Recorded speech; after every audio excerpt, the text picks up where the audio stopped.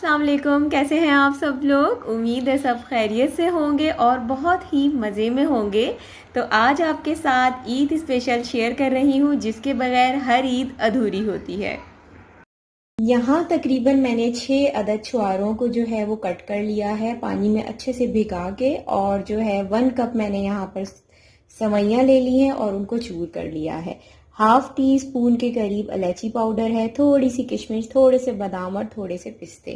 आप लोग चाहें तो डिफरेंट टाइप का ड्राई फ्रूट भी यूज़ कर सकते हैं, लेकिन एक चीज़ ज़रूर याद रखें कि शीर खोरमे में जो सबसे मोस्ट इम्पॉर्टेंट इंग्रेडिएंट होते हैं वो होता है सवैयाँ, छुआरे और दूध। तो ये चीज़ें ज़रूर डालें, इसके बगैर आपका शीर खोरमा बिल्कुल अच्छा नहीं बनना।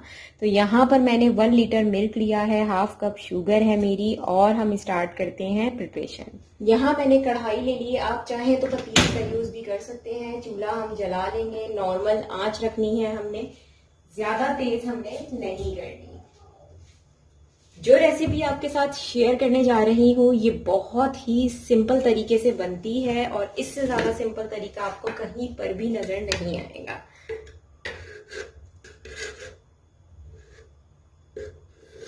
यहाँ मैंने तकरीबन 1 टेबल स्पून भर के देसी घी ले लिया है, और कोशिश करिएगा कि देसी घी में ही बनाएं।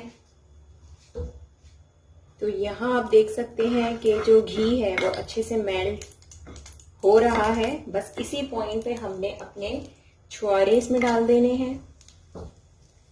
हल्का सा छुआरों को जो है वो सौटे करना है हमने।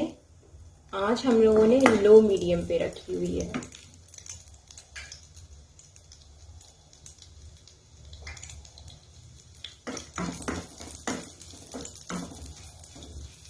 यहाँ छुआरे ऑलमोस्ट हमारे कंप्लीट हो चुके हैं, तो हमने करना ये है कि सवैयाँ इसमें डाल देनी है। ठीक है, मैंने जो है वो सब कुछ साथ पकाना है, हमने कोई चीज़ भी सेपरेट नहीं पकानी। इसके 2 फायदे ये हो जाते हैं कि एक तो एक साथ सारी चीज़ें पक जाती हैं, और अरोमा बहुत ज़बरदस्त आता है जब सारी चीज़ें एक साथ मिलके पकती हैं, स्पेशली मीठे में। तो कोशिश किया करें कि सिंपल मेथड यूज़ करें, बहुत ज़्यादा टिपिकल हमें नहीं बनाना चाहिए अपनी कुकिंग को, क्योंकि कुकिंग में मज़ा तभी आता है जब वो सिंपल और इजी हो। तो ये देख सकते हैं आप कि सारे मैंने ड्राई फ्रूट भी डाल दिए इसमें, और हल्का सा सौटे होंगे तो हम इसमें इलायची पाउडर डाल देंगे। आप कलर देख सकते हैं कि अच्छे खासा जो है वो कलर ब्राउन ब्राउन सा होने लगा है। चीज़ों नोट कर सकते हैं आप। ठीक है, इस पॉइंट पे अगर आपको लगे कि घी कम है तो आप ऐड कर सकते हैं ज़्यादा, लेकिन मुझे काफ़ी लग रहा है। यहाँ मैं इलायची पाउडर डाल दूंगी, और इलायची पाउडर डालने के बाद भी आपने इसको अच्छे से मिक्स करना है, ताकि जो इलायची पाउडर का खुशबू और जायका होता है वो हमारे सारे इंग्रेडिएंट में मिल सके।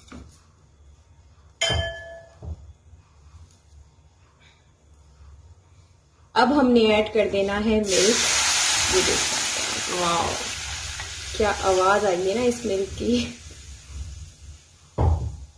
बस अब हमने हल्के हल्के हाथ से चलाते जाना है, ताकि जो हमारी सवैयाँ हैं वो आपस में ना जुड़े। ठीक है, ये देखें रोस्टेड भी हो गई हैं, और बस अब इसको हमने तकरीबन जो है ना वो 10 मिनट तक पकाना है, और हमें कुछ भी नहीं करना। सबसे इजी वे है ये शीर खुरमा बनाने का।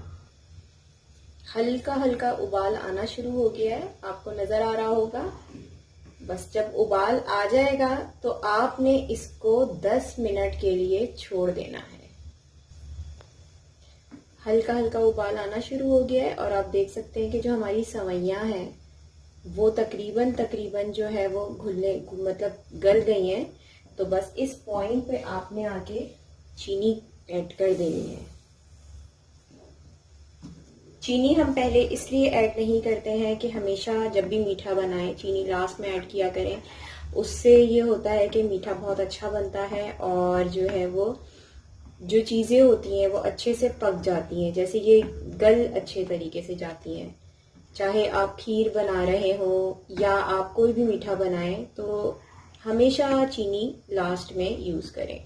ये देखें अब तकरीबन जो है वो बॉईल आ चुका है। अब आपको एक मैजिक इंग्रेडिएंट बताने वाली हूँ। ये देखें, ये है पाउडर मिल्क। इसमें हम डालेंगे हाफ कप से थोड़ा सा कम पानी और मिक्स करेंगे।